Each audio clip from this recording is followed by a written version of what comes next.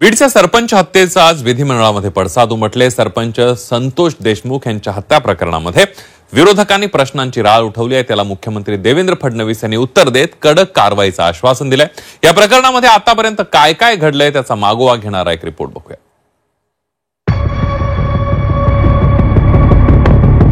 बीडच्या केज तालुक्यातल्या मस्साजोग गावचे सरपंच संतोष देशमुख यांच्या हत्येनं संपूर्ण महाराष्ट्र हादरलाय। आता आठवडा उलटल्यानंतरही हत्या प्रकरणावरून अनेक आरोप प्रत्यारोप होत आहेत। विधिमंडळात या प्रकरणाचे तीव्र पडसाद उमटले। विधान परिषदेत विरोधी पक्षनेते अंबादास दानवे यांनी सरकारवर प्रश्नांची सरबत्ती केली।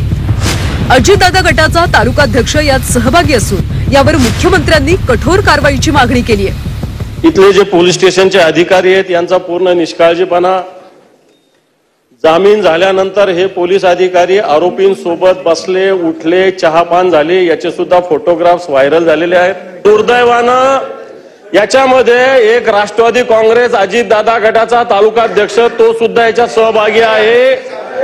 6 आरोपी आहेत, 3च आरोपी आतापर्यंत पकडलेले, 3 आरोपी अजून पकडलेले नाही।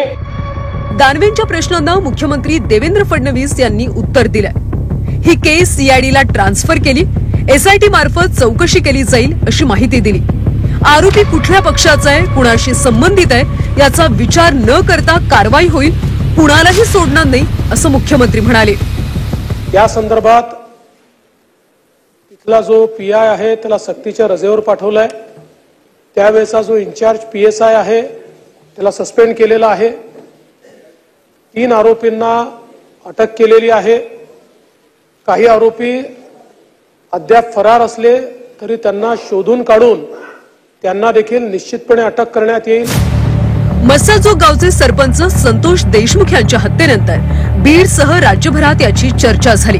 लोकनियुक्त सरपंचाची अशी कशी हत्या होऊ शकते असं म्हणत लोकप्रतिनिधींसह सर्वसामान्यांनीही अनेक प्रश्न उपस्थित केले। सरपंच संतोष देशमुख यांचं 9 डिसेंबरला भर दुपारी अपहरण करून हत्या करण्यात आली। पवनचक्की प्रकरणात खंडणीला विरोध केला म्हणून हत्या करण्यात आली। हत्येनंतर बीडसह राज्यभरात पडसाद उमटले। केसचे पोलीस निरीक्षक प्रशांत महाजन यांना सक्तीच्या रजेवर पाठवण्यात आले।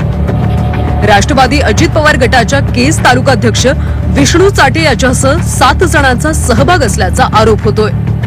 3 आरोपींना पोलिसांकडून अटक करण्यात आली। इतर आरोपींचा सध्या तपास सुरू आहे।